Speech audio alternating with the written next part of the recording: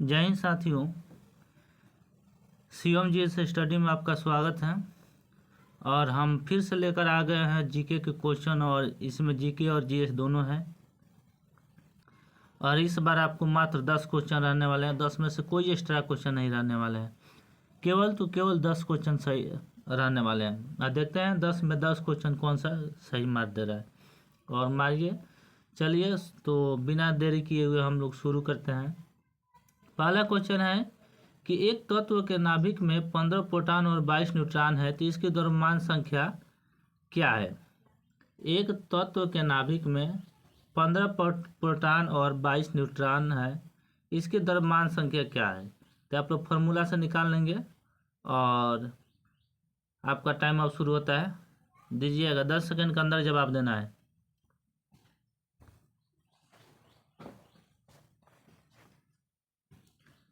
थोड़े से में टाइम लगेगा, कोई बात नहीं। इसका देखिए, इसका शुद्ध आंसर होगा 37। इसका सही आंसर होगा 37। चलिए नेक्स्ट क्वेश्चन देखते हैं।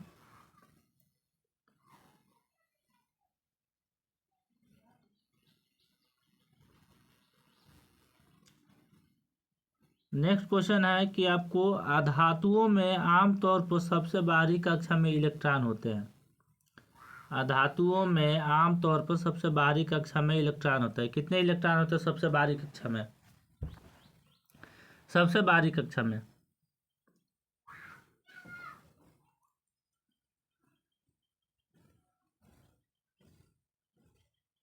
कितने होते हैं? 5, 6, 7, 8। इसके नीचे नहीं होते। 5, 6, 7, 8। Option number B. चलिए अगला क्वेश्चन देखते हैं। अब आ गया आपका हिंदी व्याकरण से। हिंदी व्याकरण से आपको बोलना है, ये तो आसान है। तीसरा क्वेश्चन है कि आपको जातिवाचक संज्ञा बताएं। ऑप्शन में लड़का, सोना, श्याम, दुख।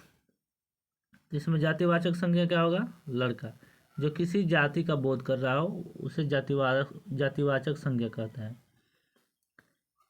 चलिए अगला देखते हैं। 4 नंबर क्वेश्चन देखते हैं।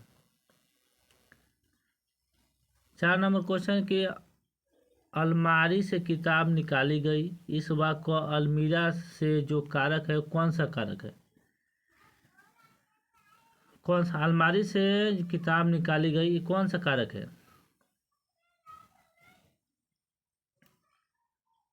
ऑप्शन नंबर सी, आपादान कारक। आपादान कारक। 5वां क्वेश्चन है। 5वां क्वेश्चन है कि निम्नलिखित क्रियाओं में से कौन सी क्रिया अनुरात्मक नहीं है? कौन सी क्रिया अनुरात्मक नहीं है?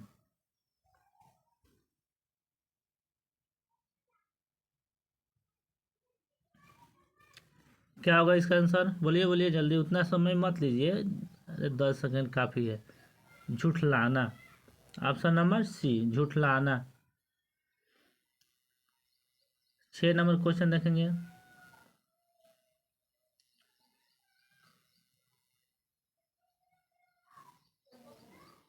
6 नंबर क्वेश्चन है।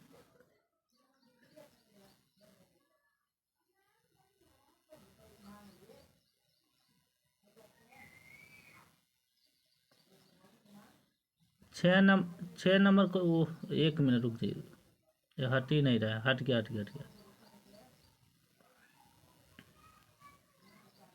6 नंबर क्वेश्चन कि जिस पर आक्रमण हो वाक्यांश के लिए एक शब्द होगा। मैंने जिस पर आक्रमण हो उस वाक्य के लिए एक शब्द बनाना है। थोड़ा भाषा को पकड़ना पड़ता है। वाक्यांश लिखा है, इसका मतलब कि आपको इस वाक्य के एक शब्द बनाना है। क्या होगा? आक्रांत। आक्रांत। नेक्स्ट क्वेश्चन देखेंगे। सब हिंदी व्याकरण से। दिए गए शब्द का विलोम चुने। हिंदी व्याकरण है, उतना ज़्यादा कठिन नहीं है, आप लोग आराम से चुन सकते हैं। दिए गए शब्द का विलोम शब्द चुने। ऑप्शन किसका चुना है? परलोक का चुना है। विलोम शब्द क्या होगा? इलोक, इलोक।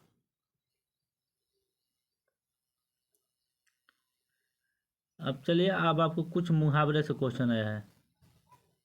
मुहावरे से क्वेश्चन है कि अंधे की लकड़ी मुहावरे का सही अर्थ क्या होगा?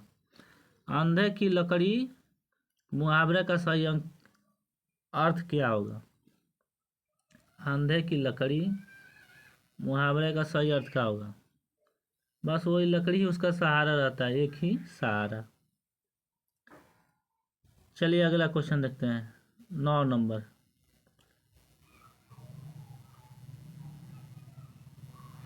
9 नंबर, 1 मिनट बाबूलू। 9 नंबर है कि रिक्त स्थानों को भरने के लिए सबसे उपयुक्त शब्द का चयन करें। दहेज प्रथा समाज के लिए है। रिक्त स्थान को भरने के लिए उपयुक्त शब्द का चयन करें। दहेज प्रथा समाज के लिए है। समाज के लिए क्या है? अरे एक तरह के अभिशाप है ना, है यार, एक तरह का अभिशाप है। चलिए अगला क्वेश्चन देखते हैं। अगला क्वेश्चन यह है कि सही बर्तनी वाले शब्द का चयन करें। सही बर्तनी वाले शब्द का चयन करें। आजन्म, आजन्म, आजन्म सब हुए लिखा है। सही बर्तनी आजन्मा, सही अर्थ यही होता है, आजन्मा। चलिए तो आज इतना ही रहने देते हैं अब, और कमेंट में बताइएगा कि कोई किसको कितना सही हुआ है। 10 में किसको 10 सही, 10 में 10 चाहिए, 10 में किसको 10 सही हुआ है। चलिए तब तक के लिए धन्यवाद, और ऐसा ही आप लोग मेहनत करते रहिए, और आगे सेट लेकर आएंगे, उसको मारते रहिएगा। चलिए तब तक के लिए थैंक्स।